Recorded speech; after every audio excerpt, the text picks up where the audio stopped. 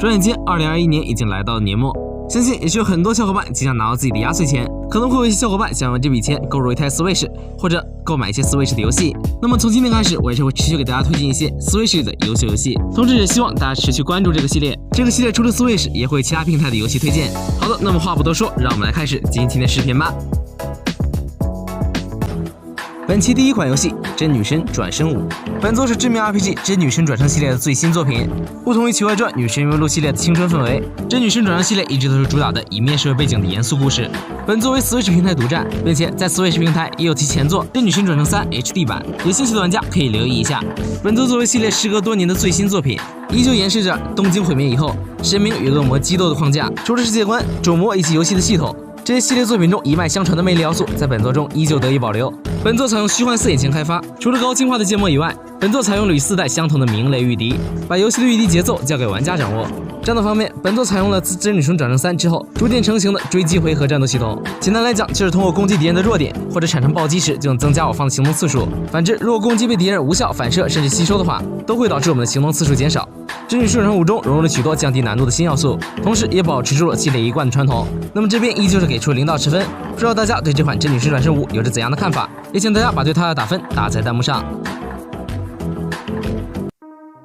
本期第二款游戏《消失的光芒》白金版。说实话，我已经在之前的视频里推荐过本作，但是本作确实值得我再推荐一次。本作在 1.03 版本中填补了 1.02 制作的 bug， 并且追加了成就系统，让这款优秀的益智游戏锦上添花。游戏方面，本作是包含了《消失光芒》发售至今的所有 DLC 的合集版，并且除了信徒 DLC 以外，其他的故事帧数非常稳定。在游戏中，我们要扮演男主角克兰，在哈兰市中利用自己的跑酷技巧对抗敌人与狮群。本作在 Switch 平台的优化十分不错，游戏在大部分流程下基本都可以跑满30帧，只有在夜晚遇到狮群或者信徒 DLC 遇到大量僵尸时才会略有掉帧。不过总的来说，并不影响游戏的体验。游戏有着丰富的武器系统以及各种的动作，让玩家得以畅快地穿梭在城市之中。DLC 中甚至更新了载具系统，大大丰富了玩家的游戏体验。并且游戏有着不错的主线剧情以及丰富的支线内容，让玩家在通关后依旧保有游玩的动力。顺带一提，游戏依旧支持在线对战，不过联机需要任天堂的游玩会员。那么这边依旧是给出0到10分，不知道大家对这款《消失光芒》白金版有着怎样的看法？也请大家把它在你心目中的分数打在弹幕上。本期第3款游戏《暗黑之魂1》重制版。本作是黑魂系列1代的重制版，画面高清化的同时，也修复了许多 bug， 帧数相比于 PS3、Xbox 360的原版有着不小的提升。本作无论是掌机还是主机模式，帧数都比较稳定。掌机模式虽然会以 720P 分辨率运行，但是仍然要比上世代原版的运行分辨率更高。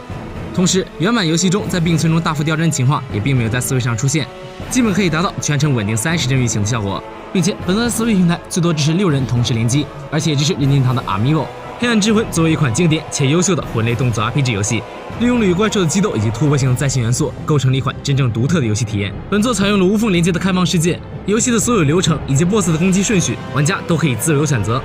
每名玩家都有自己的一套游玩路线。宫崎英高用这种办法激发了玩家探险游戏世界和创造独特游戏体验的欲望，也赋予了这款游戏自己独特的风采。那么这边依旧是给出0到10分，不知道你对这款黑暗之魂重制版有着怎样的看法？也是请大家把它在你心目中的得分打在弹幕上。本期第4款游戏《狙击精英4》，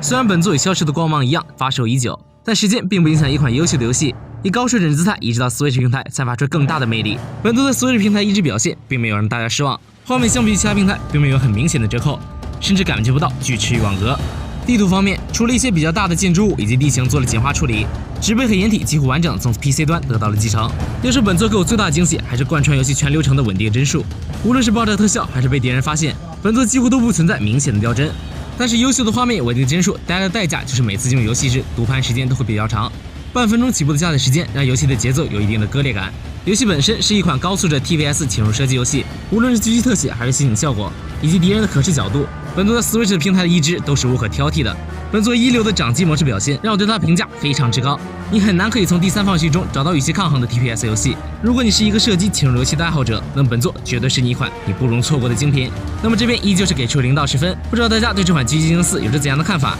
也是请大家把对它的打分打在弹幕上。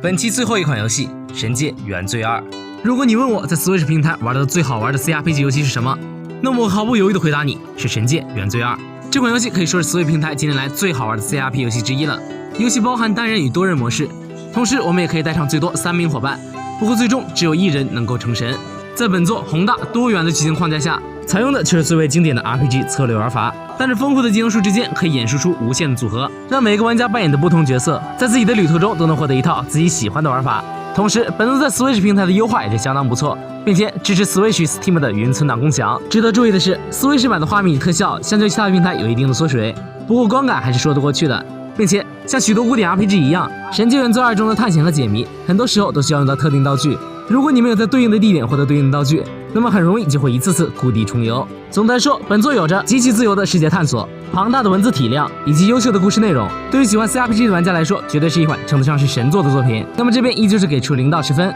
不知道你会给这款《神经元罪2》打出多少的得分呢？也请大家把对它的得分打在弹幕上。